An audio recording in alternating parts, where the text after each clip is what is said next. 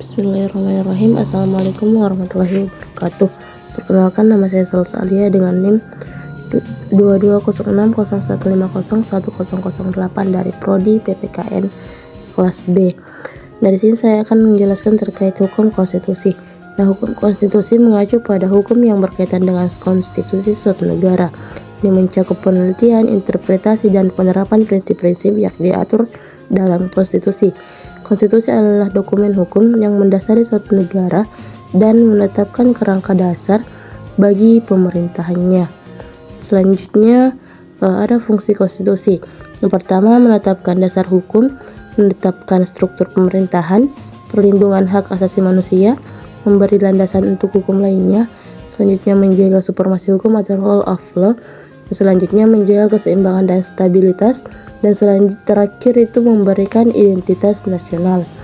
Nah, itulah beberapa fungsi dari konstitusi. Selanjutnya itu ada tujuan konstitusi Republik Indonesia. Yang pertama, memastikan dan menjaga kemerdekaan serta kedaulatan negara Indonesia. Selanjutnya, menyelenggarakan negara hukum dengan hukum sebagai dasar untuk utama penyelenggaraan pemerintahan. Selanjutnya, mewujudkan keadilan sosial untuk mengurangi kesenjangan sosial dan ekonomi. Selanjutnya, menjaga kesejahteraan rakyat melalui hak-hak dasar seperti pendidikan dan kesehatan.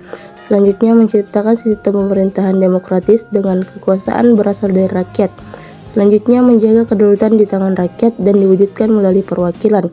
Selanjutnya, menjamin dan menghormati hak asasi manusia di segala aspek kehidupan. Dan selanjutnya, memperkuat persatuan dan kesatuan bangsa serta membangun kesadaran nasional.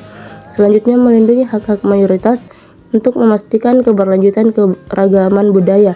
Dan yang terakhir, mendukung pembangunan nasional melalui pertumbuhan ekonomi, pembangunan sosial, dan kemajuan ilmu pengetahuan dan teknologi.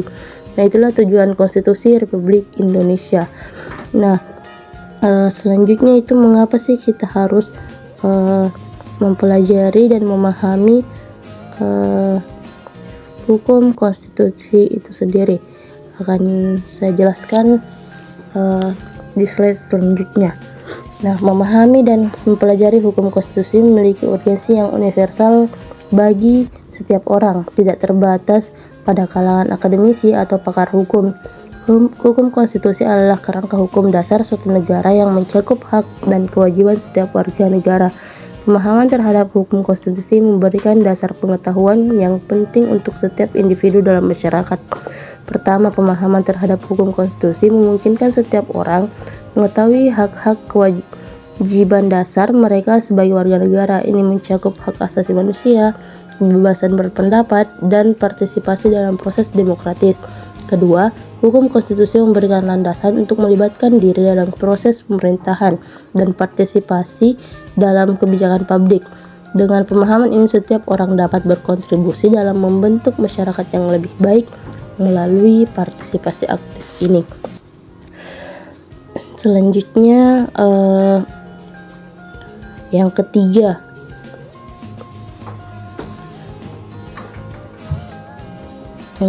itu pemahaman hukum konstitusi membantu setiap individu dalam melindungi hak-haknya. Mengetahui mekanisme perlindungan dan penegakan hukum konstitusi memungkinkan setiap orang untuk mengambil langkah-langkah ketika hak-haknya dilanggar. Yang keempat, pemahaman terhadap hukum konstitusi menciptakan kesadaran akan prinsip-prinsip keadilan, demokrasi, dan supremasi hukum. Ini membantu setiap orang memahami nilai-nilai mendasari sistem pemerintahan dan hukum dalam suatu negara. Kelima, hukum konstitusi memberikan landasan untuk memahami dinamika politik dan sosial. Ini memungkinkan setiap individu untuk membentuk pandangan yang informasional dan kritis terhadap isu-isu kebijakan dan politik. Nah, mempelajari hukum konstitusi bukan hanya hak istimewa kelompok tertentu, melainkan suatu kebutuhan dasar bagi setiap orang yang ingin berpartisipasi secara efektif dalam masyarakat. Ini menciptakan masyarakat yang teredukasi, sadar hak dan kewajiban, serta mampu berkontribusi dalam membangun masyarakat yang adil, demokratis, dan berdasarkan hukum.